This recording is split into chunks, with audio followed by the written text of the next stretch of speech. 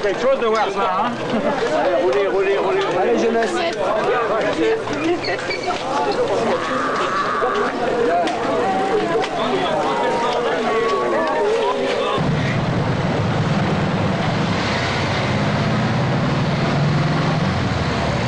Come on, babe.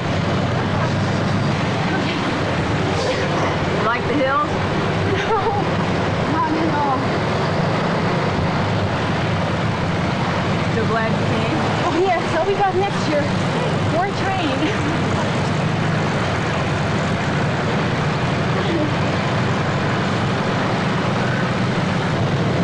How you doing?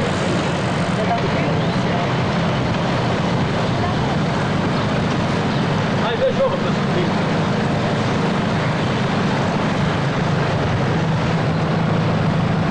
You gotta slow down. Hello?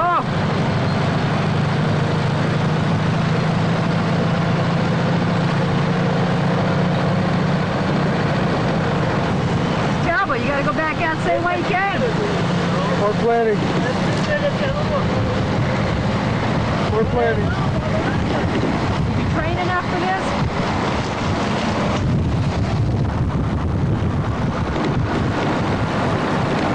You're looking pretty good.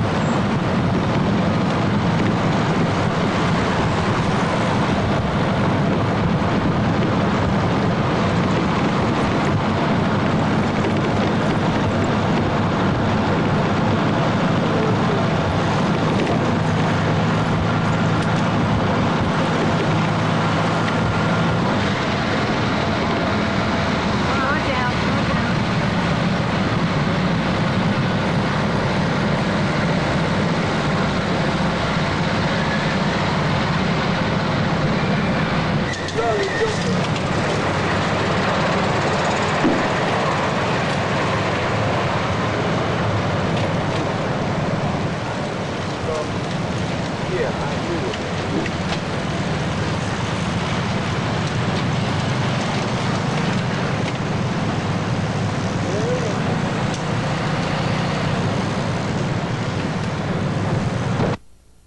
And stuff like that, or do they come out quickly, or? If you have the automatic release bindings, just go head over heels. It's sort of like on ice skates. Onto the train. Yeah. When you went into this, you kind of had an idea what you were going to need, but you weren't sure. Now you're almost through. You're coming into the last day. What are you going to come out of? Did you train enough? Was the bike good enough? Were you good enough? What?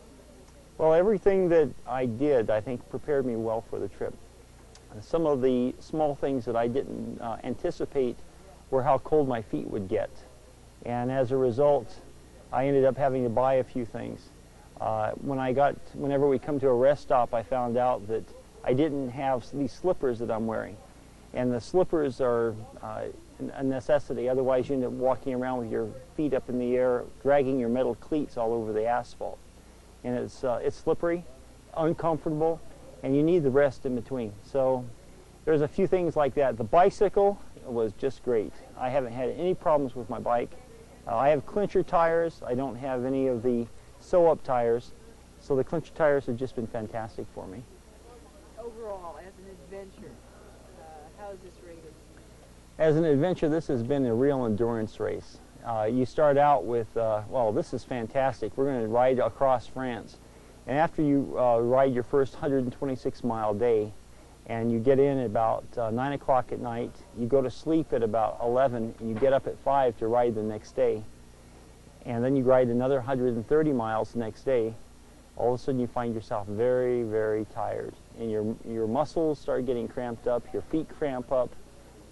The real competition, though, the thing that makes it really difficult is you don't get very much rest. And when you come into an area like the one that's behind us, we end up walking in and having to fight for just every spot we have, trying to take showers. You get cold showers. You stand in lines. It's sort of going back to being in the basic combat training unit again for many of us. So it's sort of a challenge in that sense. You do it again? Yeah, I'll do it again. I think that the part that I like about it is that it's not something that everybody can do. And except for except for tearing probably a sheath of muscle in my left knee, I haven't had any real problems with it. I would have brought about one pair of cycling shorts for each day, because I plan to do washing, and so sometimes when I would wash, it would end up getting wet and staying wet for 2 or 3 days. And on one occasion yesterday, I was riding along holding my bicycling shorts in my hands as I rode, trying to get them to dry. And this morning I ended up putting on wet cycling shorts. It doesn't matter what they were this morning now.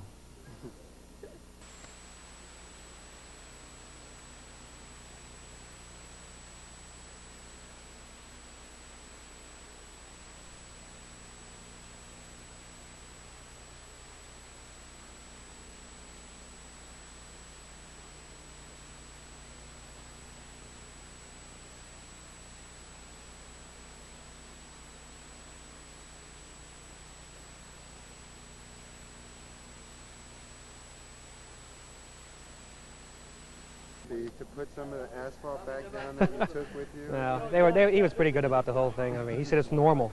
It's all part of it. You're a good example of an injury victim on something like this. Yeah. What happened here? What happened?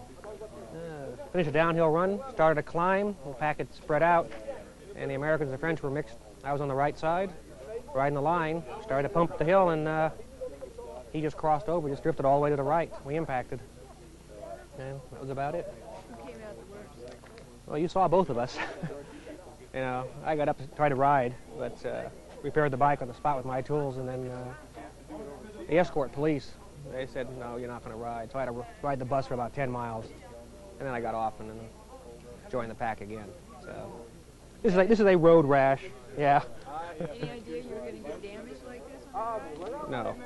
This is, I've got about almost 9,000 miles without an accident, and then 3 weeks ago I had a fall, and then this one.